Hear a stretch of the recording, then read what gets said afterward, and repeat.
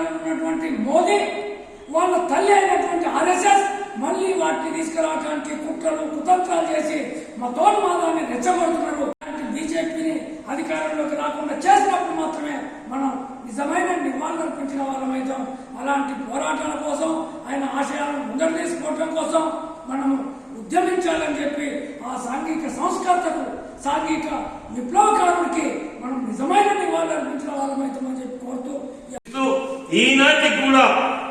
మనువాద సిద్ధాంతాన్ని ముందు తీసుకెళ్ళడానికి మోడీజీ చేసే ప్రయత్నాన్ని మనం అందరం కలిసి దాన్ని వ్యతిరేకించకపోతే మోడీ ఈ రోజు చెప్తున్న ఈ సనాతన ధర్మాన్ని సనాతన పద్ధతుల్ని మనం వ్యతిరేకించకపోతే ఇది దాదాపుగా జ్యోతిరావు పూలే చేసే కృషి ఆ కృషిని కూడా మనం ముందు తీసుకెళ్ళడానికి చేస్తేనే నిజంగా కూడా ఏదైతే ఇలా జయంతి సందర్భంగా తను చేసిన కృషిని జ్ఞాపకం చేసుకుంటున్నామో అది నిజంగా నివాళులర్పించిన వాళ్ళం అవుతాం జ్యోతిరావు పూలే అని చెప్పేసి గుర్తు చేస్తూ ఏది ఏమైనా మనం అందరం కూడా జ్యోతిరావు పూలే రచనల్ని చదవాలి, చైతన్యం తెచ్చుకోవాలి, చర్చించాలి. ఈ కుల వ్యవస్థకు వ్యతిరేకంగా వర్గ పోరాటం నిర్మించడానికి పూనుకోవాలని చెప్పేసి నేను విజ్ఞప్తి చేస్తూ ఈ అవకాశం కల్పించిన ఆర్మూర్ సంయుక్త మండల కార్యదర్శికి అట్లాగే కమిటీకి హాజరైన వాళ్లకు పేరు పేరున ఉద్యమ అభినందన తెలుస్తా ఉన్నా. సిపిఐఎంఎల్ మాస్ లైన్ ఆర్మూర్ సంయుక్త మండల కమిటీ ఆధ్వర్యంలో 197వ జ్యోతిరావు పూలే జయంతి సందర్భంగా వారికి విప్లవ జోహార్లు అర్పిస్తూ తన ఆశయాన్ని తన లక్ష్యాన్ని మనం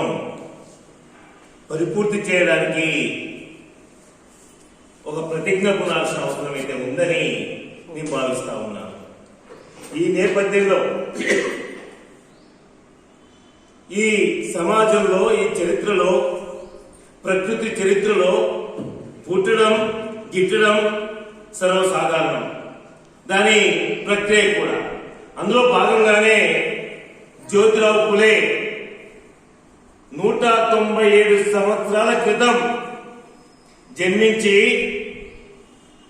తన అతి చిన్నతనంలోనే తల్లి ప్రేమకు దూరమై తల్లిని భౌతికంగా దూరమై తండ్రి పెంపకంలో దాదాపుగా ప్రాథమిక విద్య అభ్యసించి తండ్రికి వ్యవసాయంలో చేదోడు వాదోడుగా ఉంటూ అదే సమయంలో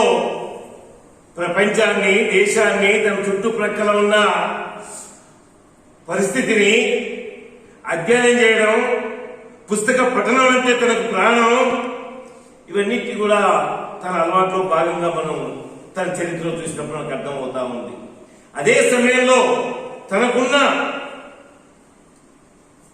ఏదైతే పుస్తక పఠనాన్ని విద్యపై ఉన్న ప్రేమని